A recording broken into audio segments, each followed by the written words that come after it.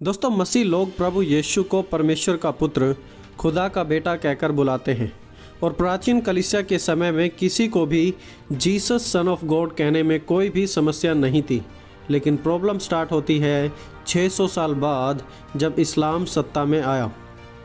कुरान के 6 अध्याय उसकी 101 आयत में लिखा है, सारे आसमान और ज़मीन को बनाने वाला उसके कोई लड़का क्यों कर हो सकता है जब उसकी कोई बीवी नहीं है, और उसी ने हर चीज़ को पैदा किया और वही हर चीज़ से खूब वाकिफ़ है। एक दूसरी आयत में सूरा 7 उसका 23 में इंग्लिश में इस प्रकार लिखा हुआ है, and exalted is the majesty of our Lord, he has taken neither a wife nor a son. तो कुरान एक्सप्लिसिटली इस बात को क्लेम करती है कि खुदा का कोई बेटा नहीं हो सकता क्योंकि खुदा की कोई बीवी नहीं है। तो एक बेसिक मुस्लिम के ऐसा कहने का मतलब होता है कि खुदा का कोई बेटा नहीं हो सकता क्योंकि खुदा की कोई बीवी नहीं है। और इसीलिए कई मुस्लिम्स क्रिश्चियन से सवाल करते हैं कि अगर ईसा खुदा का बेटा है तो खुदा की बीवी कौन है, इसका जवाब दीजिए। दोस्तों, पहली बात यहाँ पर हमें यह समझनी चाहिए कि जब मसीह लोग बात कर रहे हैं कि ईसा खुदा के बेटे हैं तो वो किसी जिस्मानी बेटे की नहीं बल्कि रूहानी बेटे की बात कर रहे हैं। शारीरिक बेटा नहीं परंतु आत्मिक बेटा। देखिए क्या लिखा है इंजिल में, मत्ती 1 अध्याय उसकी 18 से 21 आयत में। वहाँ पर इस प्रकार लिखा है, अब यीशु मसीह का जन्म इस प्रकार से हुआ कि जब उसकी माता मरियम की मंगनी यूसुफ के साथ हो गई तो उनके इकट्ठा होने से पहले वह पवित्र आत्मा की ओर से गर्भवती पाई गई। अतः उसके पति यूसुफ ने, जो धर्मी था और उसे बदनाम करना नहीं चाहता था, उसे चुपके से त्याग देने की मनसा की। जब वह इन बातों की सोच में ही था तो परमेश्वर का स्वर्गदूत उसे सपन में दिखाई देकर कहने लगा, हे यूसुफ, दाऊद की संतान, तू अपनी पत्नी मरियम को अपने यहाँ ले आने से मत डर, क्योंकि जो उसके गर्भ में है वह पवित्र आत्मा की ओर से है। वह पुत्र जनेगी और तू उसका नाम यीशु रखना, क्योंकि वह अपने लोगों का उनके पापों से उद्धार करेगा। तो देखिए यहाँ पर बिल्कुल क्लियरली लिखा है कि यूसुफ और मरियम के इकट्ठा होने से पहले, उससे पहले मरियम गर्भवती पाई गई। वहाँ यूसुफ और मरियम के बीच कोई भी सेक्सुअल रिलेशनशिप नहीं था। और खुदा के एक फरिश्ते ने आकर यूसुफ से कहा, जो उसके गर्भ में है वह पवित्र आत्मा यानी कि पाक रूह की ओर से है।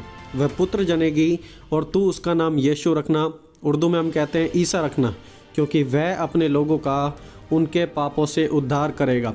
सो नो सेक्सुअल रिलेशनशिप, बट पाक रूह की तरफ से मरियम गर्भवती हुई। पवित्र बाइबल में यह जो टर्म है खुदा का बेटा, सन ऑफ गॉड, यह अलग अलग तरीक़ों से अलग अलग स्थानों पर इस्तेमाल की गई है। जैसे कि for example, human beings in general are called God's children.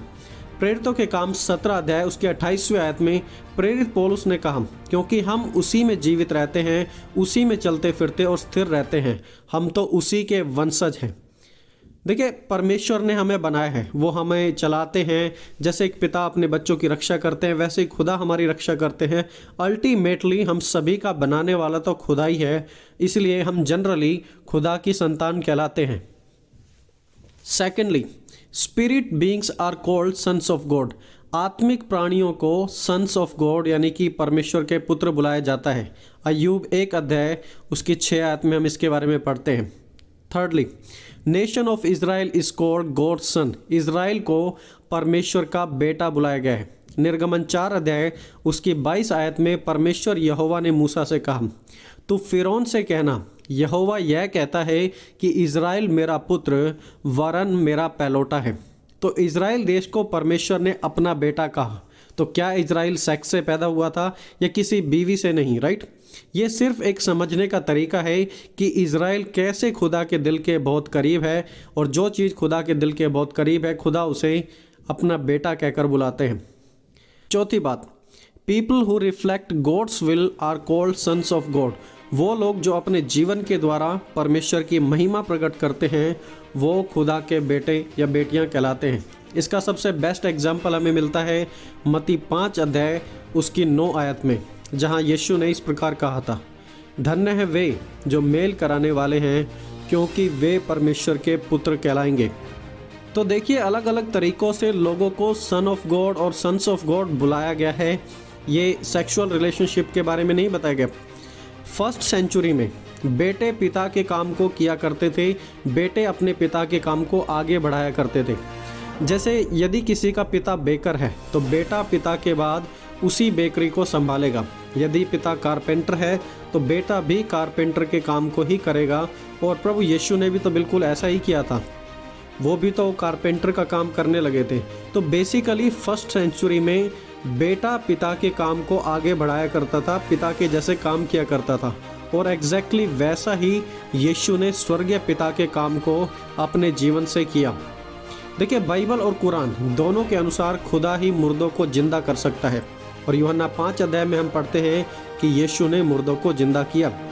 Bible और कुरान दोनों के अनुसार खुदा ही केवल न्याय करता है। मत्ती 25 अध्याय में हम पढ़ते हैं कि यीशु ने कहा कि वो पूरी दुनिया का न्याय करेंगे। बाइबल और कुरान दोनों में ये बिल्कुल साफ है कि खुदा ही हमारे गुनाहों को माफ़ कर सकता है। और मरकुस 2 अध्याय में हम पढ़ते हैं कि सिर्फ यीशु ने वो ही काम किया।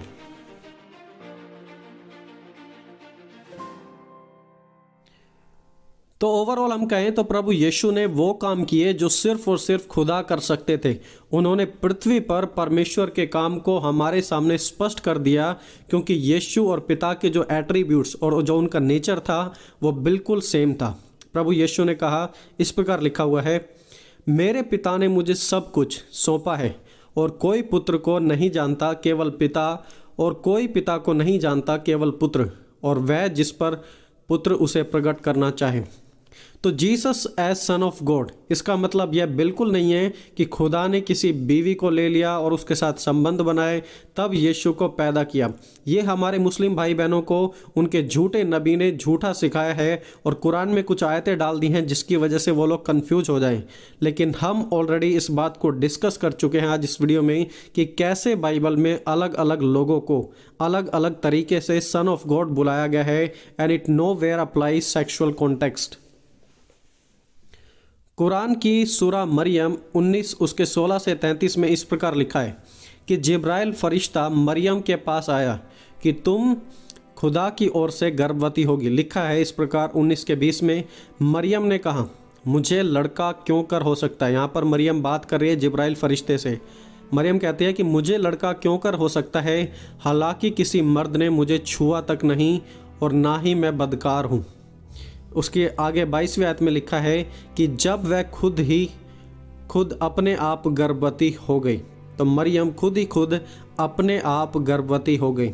और इस बात को कुरान खुद सपोर्ट करती है कि यीशु का जन्म परमेश्वर की ओर से हुआ था। तो एक तरफ तो कुरान इस बात को सपोर्ट कर रही है कि ईसा का जन्म खुदा की तरफ से हुआ था, वहीं दूसरी ओर सूरा 6 उसका 101, सूरा 7 उसका 23 में इस बात को भी कहती है कि खुदा के कोई बेटा नहीं हो सकता, उसकी कोई बीवी नहीं है। तो देखिए, कुरान अपने आप में अपने आप को कॉन्ट्राडिक्ट कर रही है और ये कुरान की एक बहुत ही बड़ी खामी है। प्रभु यीशु को खुदा का बेटा कहना बिल्कुल ठीक है, क्योंकि यीशु ने खुदा को इस दुनिया में रिप्रेजेंट किया। और जो सन ऑफ गॉड है वो एक टाइटल है और बार बार बाइबल में इसका इस्तेमाल किया गया है। फॉर एग्जाम्पल, मत्ती 3 अध्याय उसकी 17वीं आयत में स्वर्ग से आवाज़ आई कि यह मेरा प्यारा बेटा है। परमेश्वर ने कहा कि यह मेरा प्रिय पुत्र है। मत्ती 8 अध्याय उसकी 29 आयत में दुष्ट आत्माओं ने यीशु को परमेश्वर का पुत्र कहकर पुकारा। मत्ती 26 अध्याय उसकी 63 से 64 आयत में यीशु ने अपने आप को परमेश्वर का पुत्र होने का दावा किया। मत्ती 27 अध्याय में हम पढ़ते हैं कि अविश्वासियों ने, जो यीशु पर विश्वास भी नहीं करते थे, उन्होंने भी यीशु को परमेश्वर का पुत्र कहा।